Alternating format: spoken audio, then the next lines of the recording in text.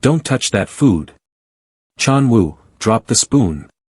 Gabrielle's voice tore through the crystalline notes of the string quartet like shattering glass. Every conversation died. Every champagne flute froze midair. 100 of Seoul's most dangerous men and women turned as one to watch the nanny, the help, launch herself across the silk-draped table. She didn't hesitate. Didn't calculate. Didn't care that she was crashing through $1 million housewarming ceremony hosted by Hyun-woo, the Inked King, Ko himself. All she saw was the 7-year-old boy, Chan-woo, bringing that silver spoon to his lips. The same bowl she'd watched So-young, the perfect fiancée in her custom lace gown, lean over with a nervous twitch in her manicured fingers. The same bowl that had received a quick, almost invisible addition while everyone else watched the dawn greet the heads of the 5 families. Gabrielle's hand caught Chan-woo's wrist mid-motion. Her other hand swept the porcelain bowl off the table. It hit the marble floor with a crack that echoed like a bone breaking. Japchae noodles splattered across designer shoes and the hem of a $10,000 dress. Chan-woo gasped, his wide eyes snapping to Gabrielle in confusion and hurt. The spoon clattered from his small hand. The room didn't just go quiet. It went dead.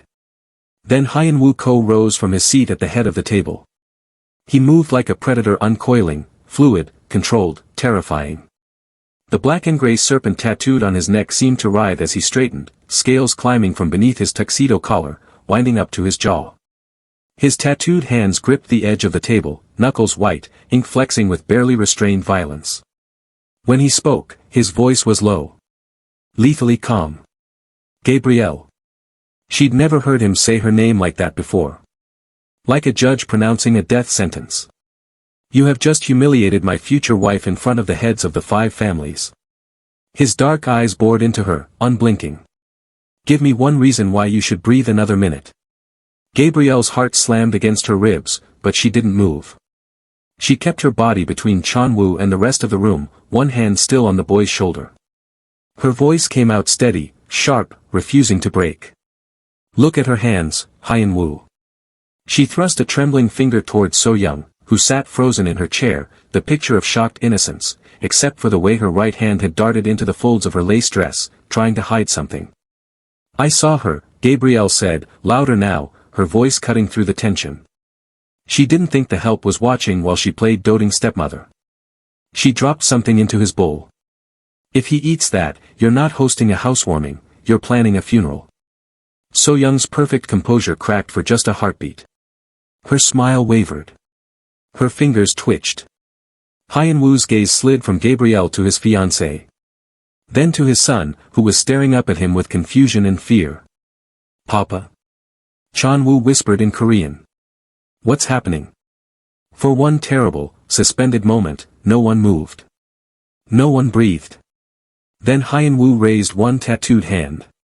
Every door to the dining hall slammed shut with a thunderous boom. Security guards moved into position, blocking the exits.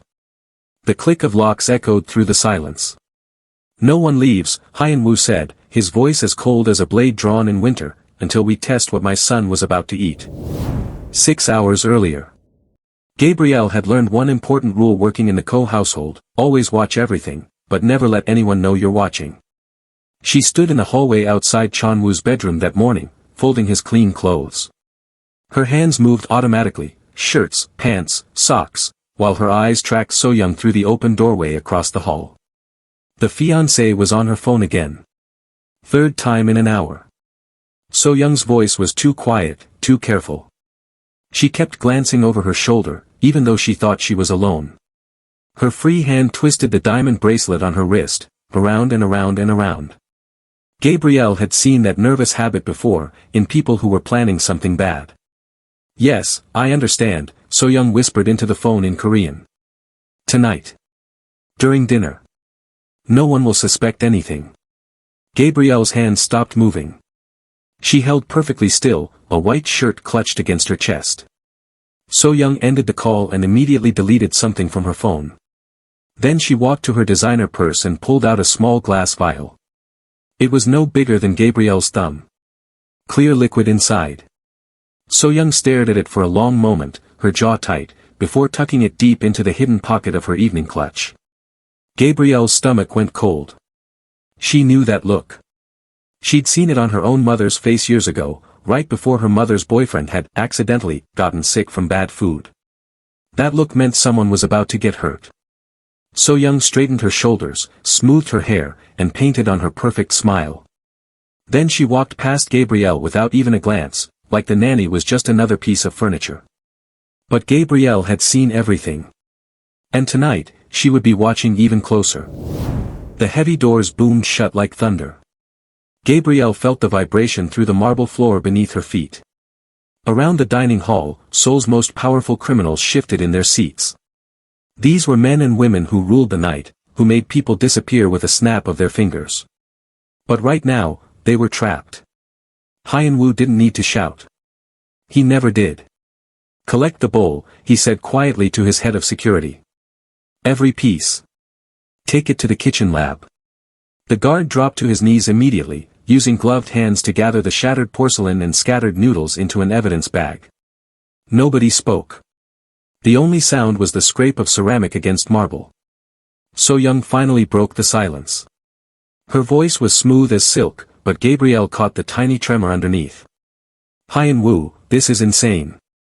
Your nanny just ruined our celebration because she's paranoid.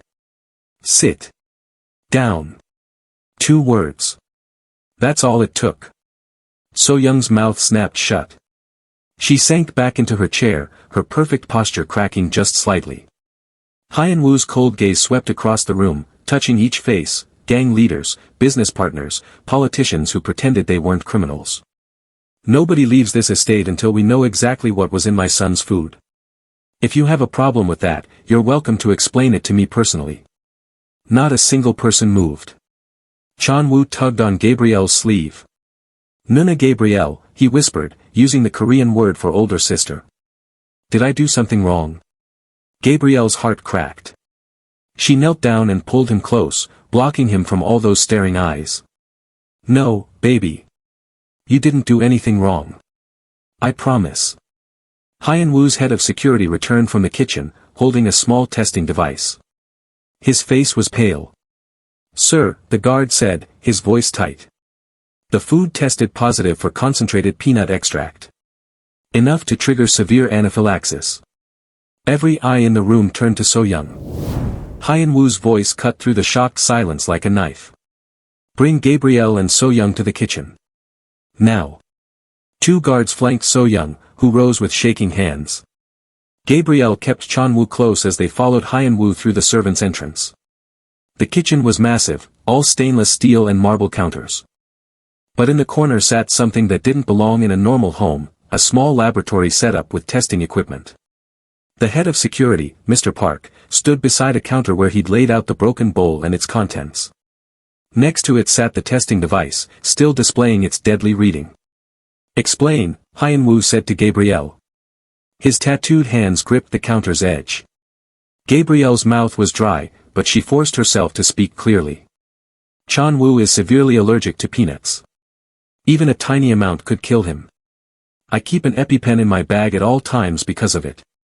She reached into her purse and pulled out the emergency injector, showing it to everyone in the room.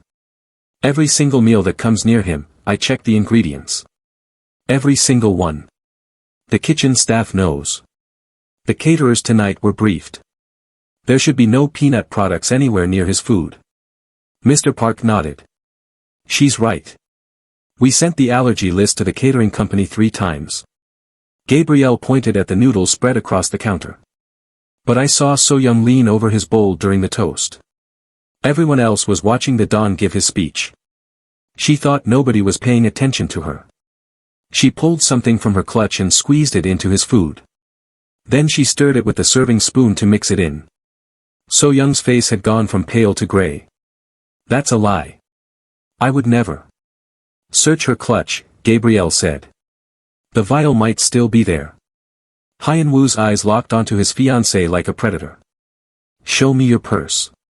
Now." So-young clutched her designer clutch against her chest like a shield. "I don't have to prove anything. This is ridiculous." Hyun-woo moved faster than Gabrielle had ever seen him move. One moment he was across the kitchen. Next, he ripped the clutch from So-young's hands. He emptied it onto the counter. Lipstick. Compact mirror. Breath mints. A slim wallet. And a small glass vial, half empty, with an oily residue inside. The kitchen went deadly silent. Mr. Park carefully picked up the vial with gloved hands and placed it under the testing device. 10 seconds later, the screen flashed red, peanut oil, concentrated. So Young stumbled backward. I can explain. Explain. Hyun-woo's voice dropped so low it was barely human. The serpent tattoo on his neck seemed to pulse with his rage. You tried to murder my son. My only child. In my own home. In front of everyone. He's just a kid. So Young's composure finally shattered completely. Tears streamed down her face, but her voice turned bitter and ugly. You were going to give everything to him. The business, the empire, all of it. What about me? What about my future? Gabrielle pulled Chan-woo closer, covering his ears. The boy was trembling. Hyun-woo's tattooed hand shot out and gripped the counter so hard his knuckles went white. For a terrible moment, Gabrielle thought he might actually kill So Young right there in the kitchen. But he didn't. Instead, he straightened. Took a breath. And when he spoke again, his voice was cold enough to freeze fire. The engagement is over. You have 1 hour to pack your things and leave Seoul. If I ever see your face again, if I even hear your name in this city, I will make sure you disappear so completely that not even your own mother will remember you existed. He snapped his fingers. Get her out of my sight. 3 days after the housewarming disaster, Gabrielle was called to Hyun-woo's private office. She'd never been inside before. The room was dark wood and floor-to-ceiling windows that overlooked all of Seoul. Expensive art hung on the walls, the kind you only saw in museums. Hyun-woo sat behind a massive desk, his suit jacket off, his tattooed arms visible as he signed documents. Sit, he said without looking up. Gabrielle sat in the leather chair across from him, her hands folded in her lap. Her heart hammered. She still didn't know if she was in trouble for causing a scene at the party. Finally, Hyun-woo set down his pen and looked at her directly. My guards are trained to watch for guns, knives, bombs. They watch doors and windows. They watch threats from the outside. He leaned forward, his dark eyes intense. But they didn't see what you saw. A woman with a vial. A nervous gesture. A murderer hiding in plain sight. He paused. You saved my son's life because you were paying attention to the things my security team missed. Gabrielle swallowed hard. I was just doing my job. No. Hyun-woo shook his head. You went beyond your job. You risked everything, your position, your safety, maybe even your life, to protect Chan-woo. That kind of loyalty is rare. Especially in my world. He slid a folder across the desk toward her. I'm promoting you to head of domestic security. You'll oversee everything that happens inside this estate, food, staff, visitors, everything. Your salary is tripling. You'll have access to security systems, background checks, and a team who will answer to you. Gabrielle stared at the folder, stunned. Sir, I'm not trained for. You're trained to see, Hyun-woo interrupted. That's more valuable than any degree. Do you accept? Gabrielle thought of Chan-woo's small hand in hers. His wide, trusting eyes. Yes, she said. I accept. Gabrielle found Hyun-woo on the back terrace at midnight, staring out at the Seoul skyline. A half-empty glass of whiskey sat on the stone railing beside him. He'd loosened his tie, and in the moonlight, his neck tattoos looked almost alive. Can't sleep, he asked without turning around. Just doing my rounds, Gabrielle said. It was true. Since her promotion, she'd started walking the estate every night, checking locks and cameras.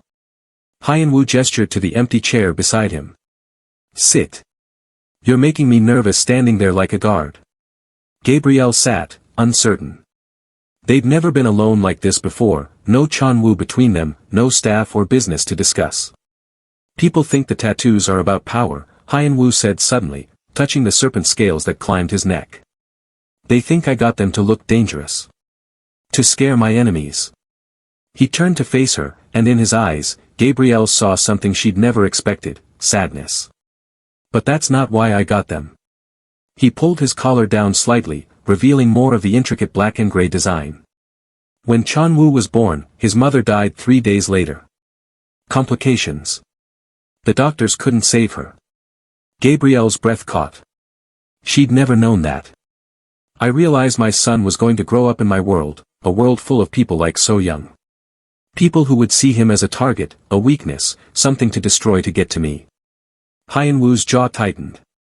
So I built armor. Not for me. For him. He traced one of the scales on his neck. Every tattoo is a reminder. A promise. That I would become whatever I needed to become to keep him safe. Even if it meant becoming a monster. You're not a monster, Gabrielle said quietly. Monsters don't love their children the way you love Chan-woo. Hyun-woo looked at her for a long moment. Then he nodded, just once. Thank you for seeing that. Gabrielle sat in the back of the armored SUV, 3 cars behind Chan-woo's school bus. This was her new routine: shadow the bus every morning and afternoon, watch for threats, stay invisible. Chan-woo didn't know she was there. That was the point. The bus rolled through Seoul's busy streets, stopping at traffic lights, turning corners. Everything looked normal. Parents in cars. Delivery trucks. Morning commuters on scooters. But something felt wrong. Gabrielle's eyes tracked a black sedan that had been following the bus for the past 6 blocks. It stayed exactly 2 cars behind, never getting closer, never falling back. When the bus turned left, the sedan turned left. When the bus stopped, the sedan stopped. She leaned forward and tapped her driver's shoulder. Mr. Kim, do you see that black sedan? License plate 3847.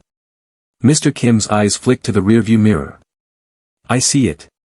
It's been going on since we left the estate. Mr. Kim's hand moved to the radio on his belt. Could be nothing. Could be something. Call it in, Gabrielle said. Her stomach was tight with worry. And get closer to the bus. Now. The SUV accelerated, closing the gap. Gabrielle pulled out her phone and opened the security app Hyun-woo had given her. With a few taps, she accessed the traffic cameras along their route. She rewound the footage from 10 minutes ago. There.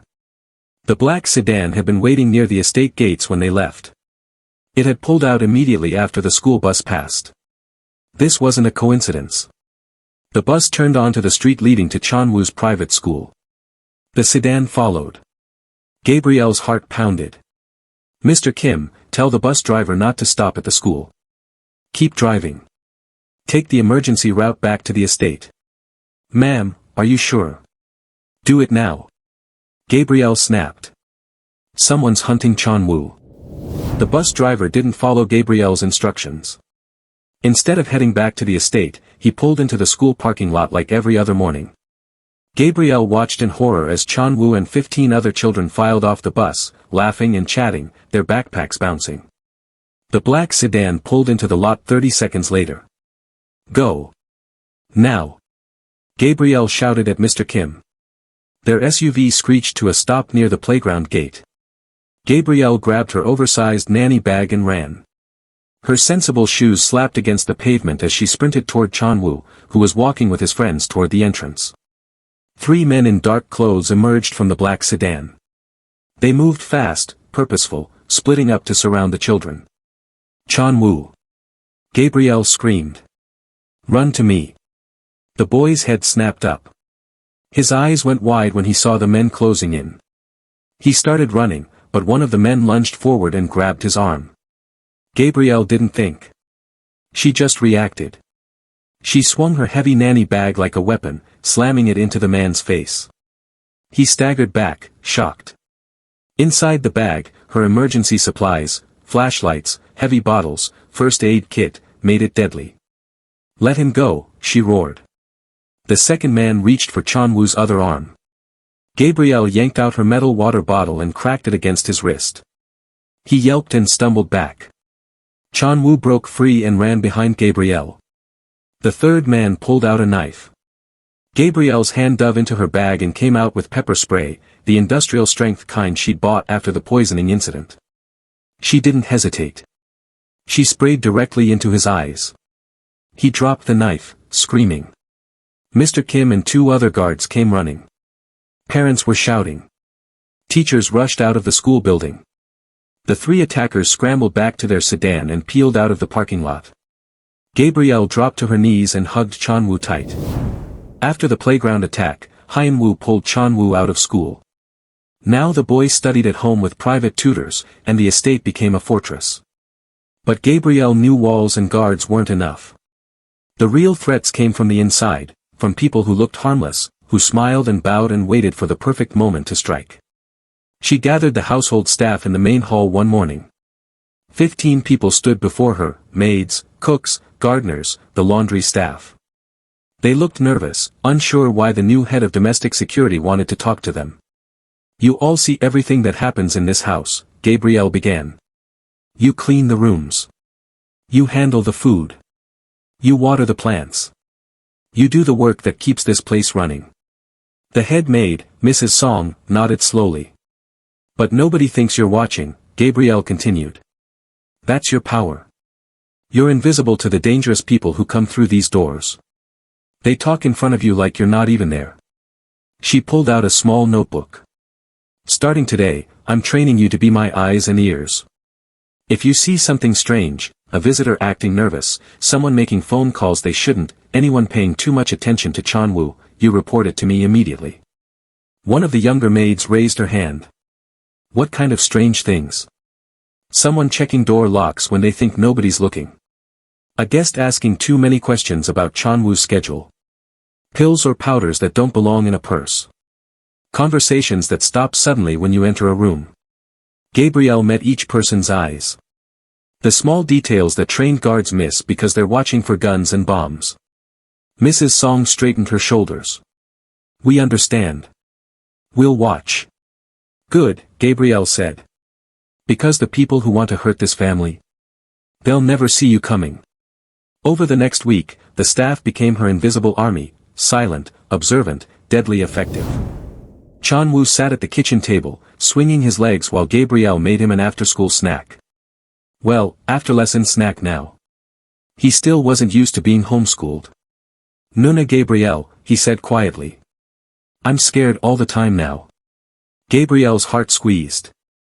She set down the apple slices and sat beside him. I know, baby.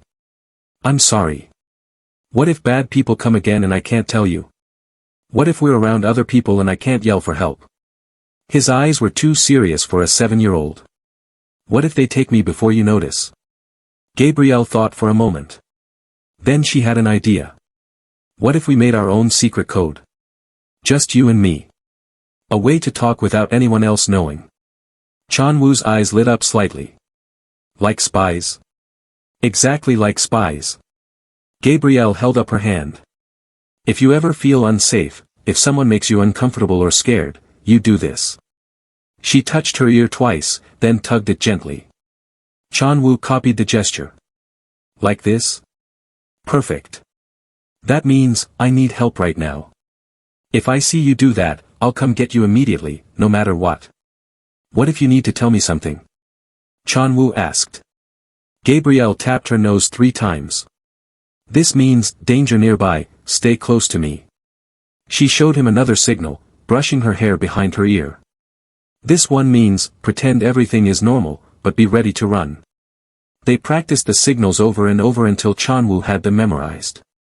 Then Gabrielle taught him one more, the most important one. She placed her hand over her heart, then pointed at him. This means, I'm here. You're safe. I won't let anything happen to you. Chan-woo copied the gesture, his small hand over his heart. Promise? Gabrielle did the signal again. Promise. From that day forward, they never stopped using their secret language. On Sunday morning, Hyun-woo appeared at breakfast wearing something Gabrielle had never seen before, a simple button-up shirt with a high collar that completely covered his neck tattoos. No designer suit. No expensive watch. He looked almost normal. Pack a bag, he told Gabrielle. We're leaving for the day. Sir, I haven't checked the route or. No guards. No security cars. Just us. He looked at Chan-woo, who was eating cereal. Just family. 2 hours later, they arrived at a tiny village in the mountains outside Seoul. Traditional hanok houses with curved tile roofs lined narrow streets. Old women sold vegetables at small stands. Children played in dirt courtyards. Nobody wore designer clothes or carried expensive phones. Chon-woo's eyes went wide. "Papa, where are we?" "My grandmother's village," Hyun-woo said softly. "Where I grew up before, everything." They walked through the village, and people greeted Hyun-woo with warm smiles and bows. Nobody looked at him with fear. Nobody whispered about the Inked King or crime families. Here, he was just Hyun-woo, someone's grandson, someone's old friend. An elderly woman rushed out of the house and grabbed Hyun-woo's face with both hands. "Egu. You finally came back. And you brought your son." She pulled Chon-woo into a tight hug, and the boy laughed, really laughed, for the first time in weeks. They spent the day eating homemade kimchi and rice cakes, visiting the small temple on the hill, and walking through bamboo forests. Hyun-woo kept his collar buttoned high the entire time, hiding the serpent that marked him as dangerous. As the sun began to set, Gabrielle found him sitting alone on a wooden bench, watching Chon-woo play with village children. "This is who I was supposed to be," Hyun-woo said quietly. "Before my father died. Before I had to become a monster to survive." Gabrielle sat beside him. "You can still be this person. At least for him." Hyun-woo nodded slowly. "That's why I brought you here. So you'd know I'm trying." The new tutor arrived on a rainy Tuesday morning with perfect credentials and a bright smile. "Mississippi Park Ji-yoon," she said, bowing politely to Gabrielle at the front entrance. "I'm here to teach Chon-woo English literature." Gabrielle checked her tablet. The background check had come back clean: university degree, 5 years of teaching experience, excellent references. Nothing suspicious. But something felt off. Maybe it was the way Miss Park's eyes scanned the hallway a bit too carefully. Or how her smile didn't quite reach her eyes. Or the way she gripped her leather bag just a little too tightly. Gabrielle walked her to the study room where Chon-woo waited with his books. "I'll be right outside if you need anything," she said, watching Mississippi Park closely. The lesson began normally. Mississippi Park spoke English clearly, asked Chon-woo questions about a story, and praised his answers. Gabrielle stood in the hallway, listening through the cracked door. Then Miss Park's voice changed, became softer, more casual. "Your father must be very busy with work," she said in Korean. "Sometimes," Chon-woo answered. "Does he still feel bad about what happened to his fiancée? My cousin told me she was treated very unfairly." Gabrielle's blood went cold. "Cousin." She pushed the door open. "Chon-woo, take a break. Go get some water." The boy looked confused but obeyed, leaving the room. Gabrielle closed the door and turned to Mississippi Park, whose smile had vanished. "So young is your cousin," Gabrielle said flatly. Miss Park's jaw tightened. "So what? That doesn't mean. It means you lied on your application. You didn't list any family connections to the Ko household." Gabrielle pulled out her phone. "Security will escort you out. If you ever come near this family again, if you even think about Chon-woo, you'll regret it." Miss Park's face twisted with rage. "My cousin was right about you. You're just some." "Get out," Gabrielle said coldly. "Now." Gabrielle stared at the black evening gown hanging in her room. It was beautiful, silk, elegant, expensive. Completely unlike anything she'd ever worn. "You're serious about this?" she asked Hyun-woo, who stood in her doorway with his arms crossed. "Dead serious. There's an auction tonight, stolen art, illegal weapons, information. The kind of event where everyone brings a date to look normal." His jaw tightened. "After Mississippi Park, I don't trust anyone new near me. And I need someone watching my drink. You think someone will try to poison you? I think someone always wants me dead." He gestured at the dress. "You'll fit in better than any bodyguard. Nobody suspects the girlfriend." 2 hours later, Gabrielle walked into an underground auction house on Hyun-woo's arm. She'd never felt so out of place in her life. The room glittered with diamonds and designer suits. Dangerous people pretended to be civilized, sipping champagne and discussing art like they weren't all criminals. Hyun-woo kept his hand on her lower back, guiding her through the crowd. To everyone else, they looked like a couple. But Gabrielle's eyes never stopped moving, tracking hands, watching faces, noting who stood too close. A server appeared with champagne. Hyun-woo reached for a glass. Gabrielle's hand shot out, intercepting it. "Let me taste it first," she whispered. She took a small sip. Waited. Nothing tasted wrong, but that didn't mean much. She nodded, and Hyun-woo took the glass. Throughout the night, she stayed glued to his side. When someone bumped into him, she checked his pockets. When a woman leaned in too close to whisper something, Gabrielle stepped between them. When his drink sat unattended for even a second, she switched it with a fresh one. By the end of the auction, Hyun-woo had purchased a stolen painting worth millions. But more importantly, he was still alive. "You're terrifying," he murmured as they left. In the best possible way. Chon-woo's fever spiked at 3 in the morning. Gabrielle woke to the sound of him crying in his bedroom. She ran down the hall in her pajamas and found him tangled in sweat-soaked sheets, his face flushed red, his small body shaking. "Nuna," he whimpered. "I don't feel good." She pressed her hand to his forehead. Burning hot. Within minutes, Hyun-woo burst into the room, his hair messy from sleep, panic in his eyes. "What's wrong? Did someone?" "It's just a fever," Gabrielle said quickly, though her heart was racing too. "A normal childhood illness. But we need to cool him down now." She sent staff running for cool clothes, medicine, and ice packs. The house doctor arrived within 20 minutes and confirmed it was the flu, nothing poisoned, nothing sinister. Just bad luck. But Chon-woo's fever wouldn't break.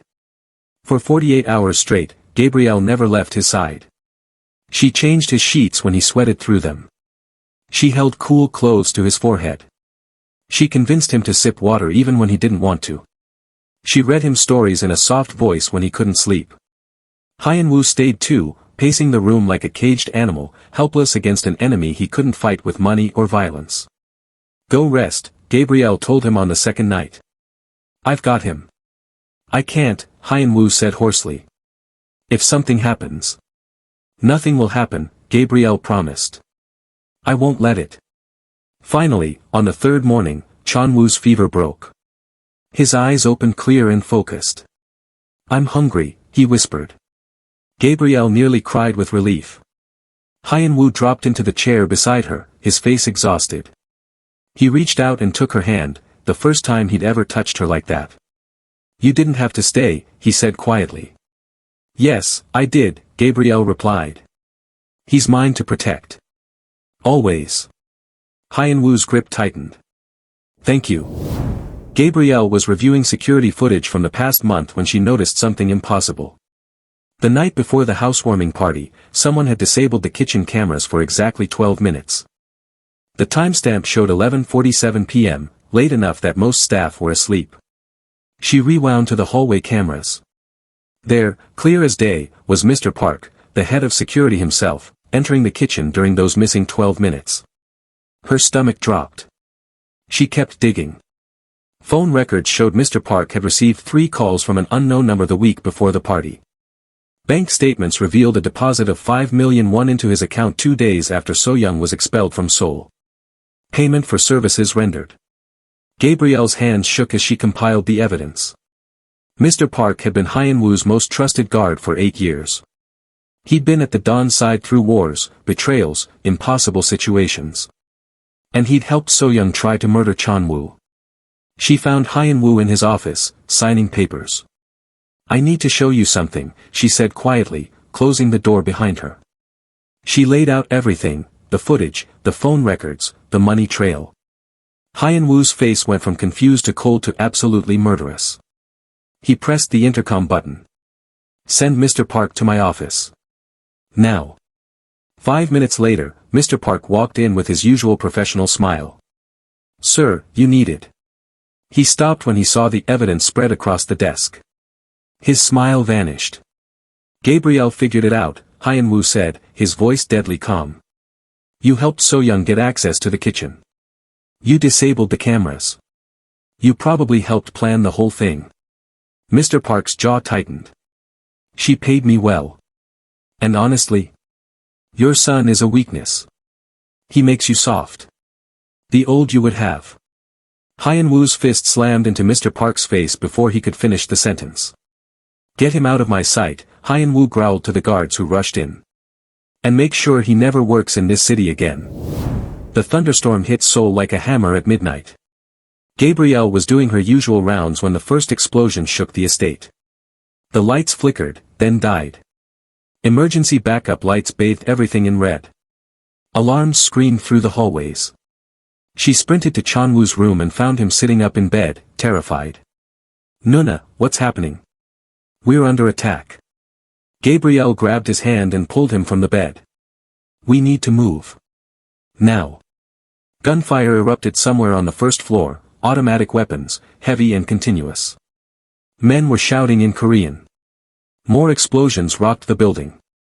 Gabrielle's training kicked in. She'd memorized every escape route in the estate for exactly this moment. She pulled Chan-woo down the hallway toward Hyun-woo's bedroom. The Don met them at his door, a gun in each hand, his face grim. How many? I don't know.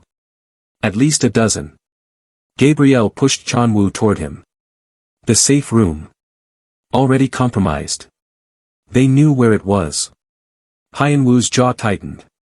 We used the tunnels. Behind a hidden panel in his closet was a narrow staircase leading underground. The old smuggling tunnels that connected to 3 different exits across the property. Thunder crashed overhead as they descended into darkness. Chan-woo clung to Gabrielle's hand, trying not to cry. Above them, the sounds of fighting grew louder, more gunfire, more explosions, men screaming. Papa, what about the guards? Chan-woo whispered. They're doing their job, Hyun-woo said. Buying us time. The tunnel was cold and damp, lit only by Hyun-woo's flashlight. Water dripped from the ceiling. Their footsteps echoed. Gabrielle did the secret signal, hand over her heart, pointing at Chan-woo.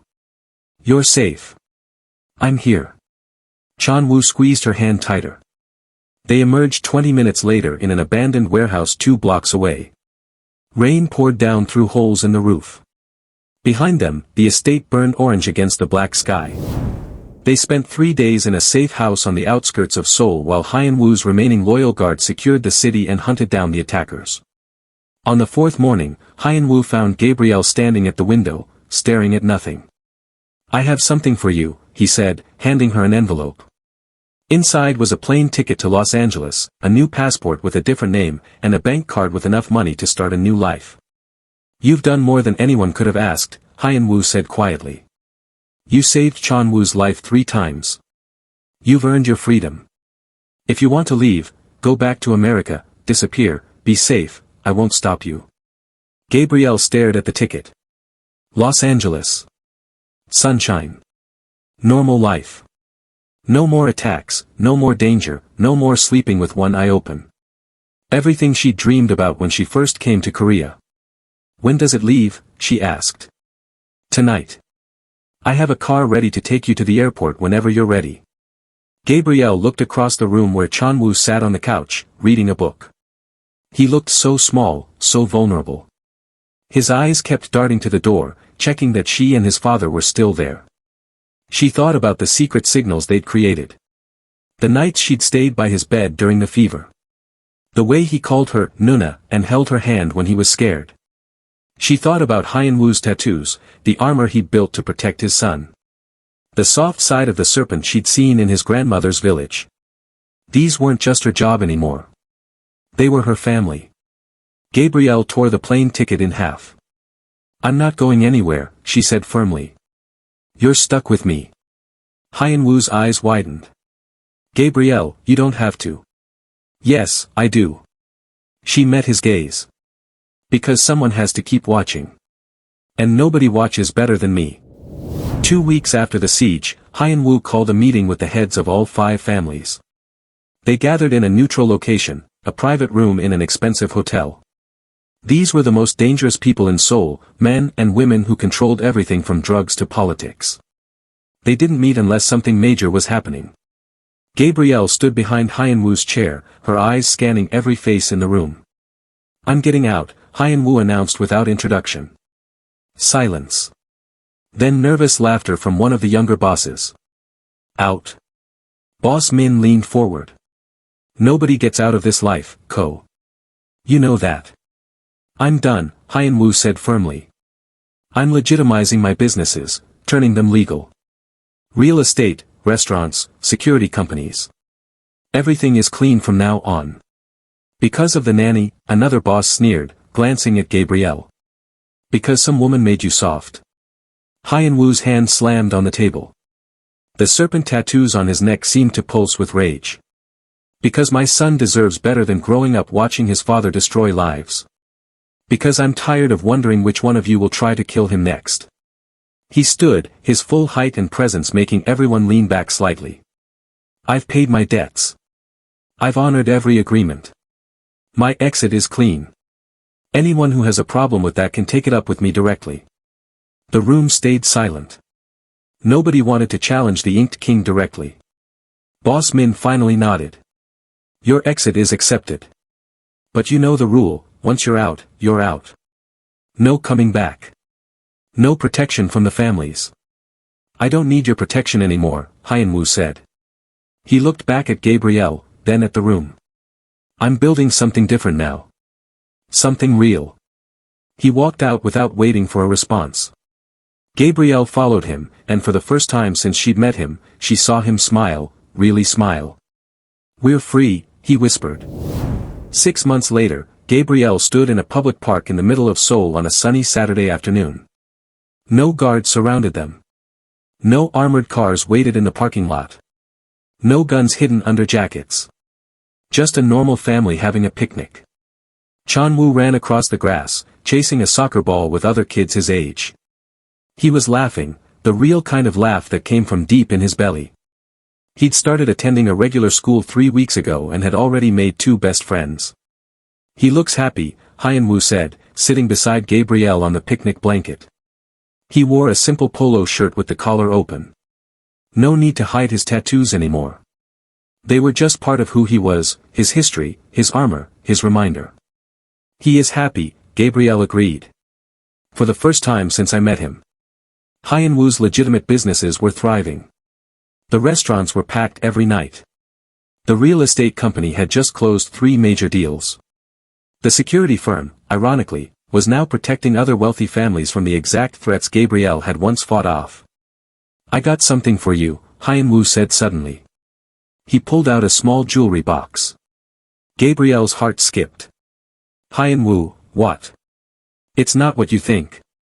He opened it to reveal a delicate silver necklace with a small pendant, a serpent wrapped protectively around a tiny figure. It's a thank you. For everything. For staying when you could have left. For protecting him.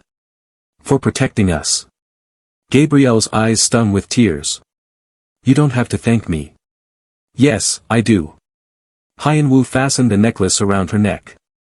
His fingers lingered for just a moment. You're family now. Officially. Chan-woo ran back to them, breathless and grinning. Nuna. Papa. Come play with us. Gabrielle stood and took his hand. Hyun-woo took the other. And together, they ran across the grass, just a normal family, finally free.